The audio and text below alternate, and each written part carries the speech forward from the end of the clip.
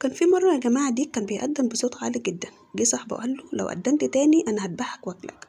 فالديك فكر كده لمدة كام دقيقة، قال لا ما ينفعش أقدم تاني علشان طبعا مش هيذبحني وياكلني، هشتري نفسي وهشتري روحي. وخاف على نفسه جدا ومبقاش يقدم تاني. جه برضه صاحبه بعدها بأسبوع قال له اعمل حسابك لو مش هتقاوي زي الفراخ أنا برضه هذبحك وأكلك. فالديك قال برضه أنا لازم أقاوي علشان مش يذبحني وياكلني.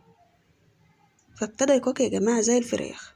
بعدها بأسبوع جه قال له اعمل حسابك لو انت مش بط زي الفراخ انا هذبحك واكلك. فالديك يا جماعة بصراحة فكر كتير جدا، قال يا ليتني كنت مت وانا بأذن.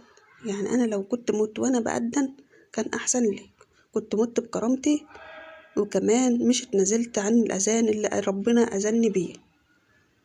يا جماعة العبرة من القصة ديت ان انت ما تخافش من حد، او ان انت تتنازل عن كرامتك وعن مبدأك علشان الخوف. ما تخافش الا من اللي خلقك. هو ده اللي انا قصدي عليه. لو عجبكم الفيديو اعملوا لايك للفيديو، كمان اشتركوا في قناتي عشان يوصل لكم اشعارات بالحاجات اللي بنزلها، وكمان ان شاء الله استنونا في فيديوهات كتيرة جدا. باي باي.